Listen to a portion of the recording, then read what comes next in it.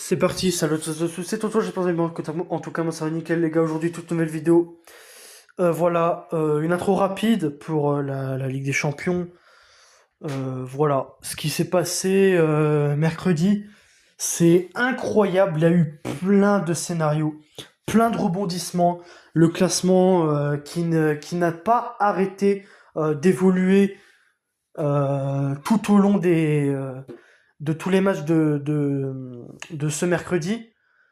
Voilà, le classement qui n'arrêtait pas de bouger avec des équipes qui remontaient, des équipes qui redescendaient, qui remontaient, qui redescendaient. C'était une montante descendante, c'était en haut, en bas, en haut, en bas, ça n'arrêtait pas de bouger. Le classement a été énormément chamboulé parce qu'il y a eu beaucoup de retournements de situation.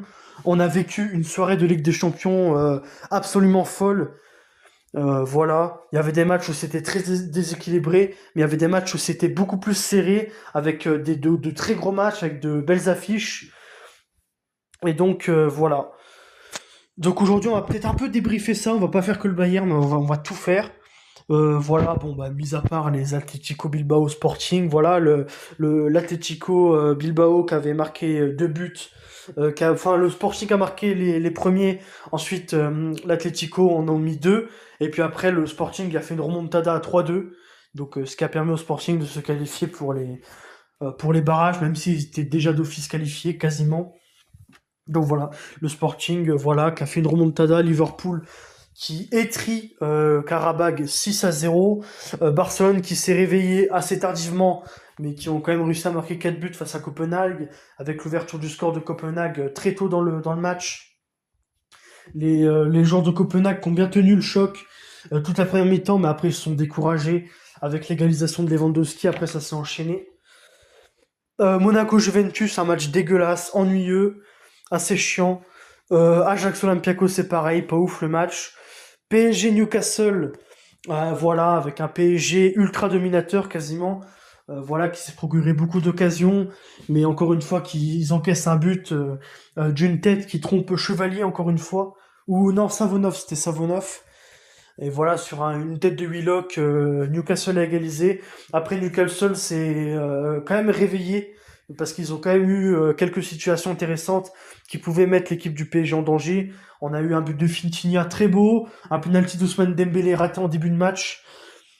Voilà. Donc franchement, Newcastle n'a pas pour autant été ridicule, malgré qu'ils ont bien subi. Donc voilà, Newcastle a égalisé. Newcastle va jouer aussi un barrage. Dortmund-Inter, on a eu un match assez fermé toute la première mi-temps, et après ça s'est délivré avec les deux buts de l'Inter. Donc voilà, donc j'ai pas trop vu le match en particulier. J'ai vu le but de Di Marco, mais j'ai pas vu le but de Diouf. Donc on va regarder les stats. Donc voilà, un match assez où Dortmund et l'Inter se sont rendus coup pour coup, mais l'Inter a quand même un peu plus dominé. C'était un match équilibré, mais euh, l'Inter a été au-dessus. Donc voilà pour ça. Ensuite, on a eu quoi? On a eu quoi d'autre? On a eu Naples-Chelsea, un très très très beau match. Même scénario que quel match déjà? Que Atlético et Sporting. C'est-à-dire que Chelsea a mené 1-0. Après, Naples a marqué deux buts. Et puis après, Chelsea a fait une remontada 3-2. Avec notamment un but de Pedro Porro et un autre but, je sais plus. On va voir ça. Voilà, Pedro Porro deux fois. Et c'est lui le héros de Chelsea en quelque sorte. Donc voilà, donc c'est ce qui a permis à Chelsea de se qualifier directement en huitième sans passer par les barrages. Et Chelsea, je crois, est quatrième, un truc du genre. Je suis pas sûr, mais il faudrait que je revoie le classement plus en détail. Francfort-Tottenham, un match assez éclaté, mais bon, voilà, beaucoup eu de 0-0. Bah, toute la première mi-temps, après Tottenham a marqué deux buts. Voilà, donc Francfort est éliminé, hein, plutôt mérité. Voilà, Francfort, ils ont pas une équipe pour aller plus loin dans la compétition. Et je crois qu'ils sont même pas au barrage, hein. Ah non, ils sont pas au barrage, ils sont éliminés. Non, De toute façon, Francfort n'a clairement pas l'effectif pour aller plus loin dans cette compétition, même dans les barrages. Voilà, voilà. Atlético Bodo Glimt qui a un très fort caractère. Et franchement, Bodo Glimt, c'est vraiment dommage parce qu'ils auraient mérité. Parce que Bodo Glimt, ils ont battu City 3-1. Ils ont fait match nul contre, je sais plus, une grosse équipe. Là, Karabag, Bobo Glimt, c'est vraiment très dommage. Ils ont battu City, ils ont battu l'Atlético, et malheureusement, ils se sont pas qualifiés. On va voir le classement, et malheureusement, ben voilà. Ils sont... Ah ben même pas... Ah, ils sont barragistes. Oh ben c'est mérité. C'est entièrement mérité pour Bodo Glimt. Je pensais pas qu'ils étaient qualifiés parce que j'ai pas vu le tirage au sort, mais ils sont bien qualifiés et c'est 100% mérité, je veux rien savoir. Voilà, voilà, vraiment une très belle équipe Bodo Glimt, une équipe qui mérite. Et on va voir ce qu'elle fait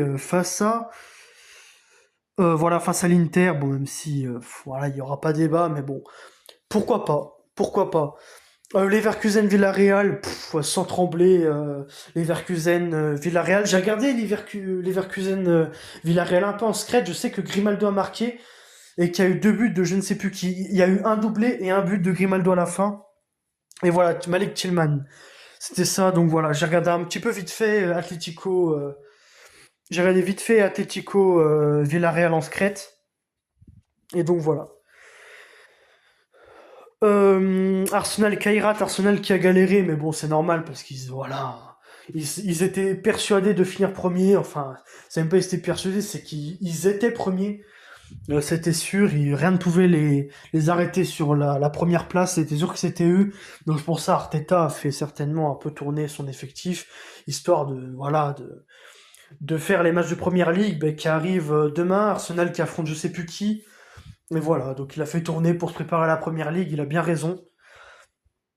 Parce que les matchs de première ligue, c'est toujours à haute intensité. D'autant plus que face aux petites équipes de première ligue, Arsenal a un tendance à choc un peu.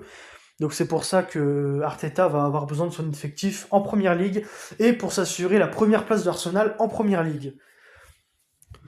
Pas fausse qui a alors le Slavia Prague qui se sont complètement découragés. Slava Prague ont égalisé juste avant la mi-temps, mais ils se sont ont pris 3 de plus face au Pafos, l'équipe chypriote. Et voilà, malheureusement, le Slavia Prague s'est complètement découragé. Ils se sont pris 3 buts de plus, victoire 4-1 au final de Pafos. City Gala 2-0, Alan Cherki. Bruges-Marseille, alors ça, les Marseillais qui ont eu un scénario complètement catastrophe, ils étaient, allez, on va dire à 95% de chances de passer et 5% de chances de pas passer. Les 5% l'ont emporté au grand malheur des Marseillais. Mais en même temps, vu comment ils ont joué contre Bruges, je pense pas qu'ils auraient été très loin. Parce que franchement, ils ont eu aucune envie, aucun effort, aucun jeu défensivement éclaté et offensivement éclaté, mis à part, allez, peut-être Gondombia à peu près. Et aussi Timothy Weah qui a essayé de faire des efforts, mais le reste de l'équipe a été éclaté. De Zerbi qui a fait de très mauvais changements, une mauvaise image de Zerbi à l'OM parce que finalement il s'est dit ouais, j'ai 95% de chances de gagner, 5% de chances de perdre, la statistique voilà, elle joue en faveur de l'OM, on va mettre bloc bas et Bruges ils vont rien pouvoir faire, on va jouer le match nul, on va se qualifier, et ben, au final non seulement Bruges t'en met 3, mais en plus tu te fais sortir d'ailleurs face à Benfica, Real Madrid, le gardien sort, une tête et un but sur coup franc, le but du gardien, incroyable scénario, les Marseillais qui sont éliminés à la toute fin de match. Et d'ailleurs, il y a des Marseillais qui ont été contents d'ailleurs que, enfin, je dis pas que les Marseillais ont célébré le but de Benfica, très loin de là, mais il y en a par exemple le RAF Football qui a bien stipulé que il était content que le gardien ait marqué parce que finalement l'OM ne méritait pas sa qualification, ils ont joué comme des pitres. Et donc voilà, quand le gardien a marqué, il était soulagé parce que pour lui, l'OM n'avait rien à faire en barrage. Donc, est-ce que c'est vrai? Je ne sais pas. En tout cas, c'est un gardien qui a éliminé l'OM. Franchement, il faut le faire. J'ai jamais vu ça. C'est la toute première fois, franchement, qu'une équipe se fait éliminer par un but du gardien comme ça. Tu descends du tableau. C'est vraiment surréaliste ce qui s'est passé mercredi soir. Et voilà. Donc, les Marseillais qui sont éliminés, c'est mérité parce qu'ils méritent rien, franchement, au vu de ce qu'ils ont montré. Benfica Real a un Real en dessous, mais bon. Benfica Real, on va de toute façon, ça sert à rien de débriefer parce qu'on aura encore le droit à Real Benfica en barrage, donc ça sert à rien. Union Saint-Gilloise-Atalanta, une grosse sensation avec un but de l'Union Saint-Gilloise qui est venu à la 50e, je crois à peu près. Ouais, voilà, plus tard avec un but de Kalaili. D'ailleurs, j'étais choqué que l'Atalanta ait perdu face à cette équipe de l'Union Saint-Gilloise, pourtant à la portée de l'Atalanta. Quand on regarde l'effectif avec Scamacca, avec Lookman, avec des grands joueurs, si on regarde la composition avec l'Atalanta, on a des Lookman, des Samardzic, avec des Ederson aussi, des Moussa qui est très bon. Zappacosta aussi, ouais, non, ça. Mario Pasalic, voilà, deux Cateller, donc voilà. Déçu de cette équipe de l'Atalanta, mais bon, c'est comme ça. GG à l'Union Saint-Gilloise, qui ont fait les efforts. Et pour finir, ben, PSV Eindhoven Bayern. Donc on va regarder, donc voilà, un match. Oh, je l'avais dit d'ailleurs que, enfin, je l'avais dit pas. Oui, si, je l'avais dit dans mon débrief Augsbourg-Bayern que le PSV d'aller jouer aux Pays-Bas, ce n'est jamais facile de jouer aux Pays-Bas. Pourtant, on a gagné avec un but de Moussiala, l'égalisation de Saibari et le but d'Harry Kane. Donc voilà, donc on a plutôt des stats assez équilibrées. Le Bayern s'est bien réveillé. On a eu voilà des phases de jeu. Le Bayern a dominé sur tous les points, mais vous fiez pas trop aux stats parce que c'est pas trop fiable aux stats qu'il faut se fier parce que finalement en première mi-temps le PSV a dominé. Le PSV a montré plus d'envie, plus d'implication dans le jeu, et en deuxième mi-temps c'est plus le Bayern qui a imposé sa dictature du jeu et qui a réussi à marquer avec un exploit de Moussiala sur il me semble, sur une passe D de Luis Diaz. Après, il y a eu le but de Saibari, et après, sur une action, voilà, Harry Kane qui marque. Et voilà. Donc, finalement, il n'y a rien à tirer de ce match.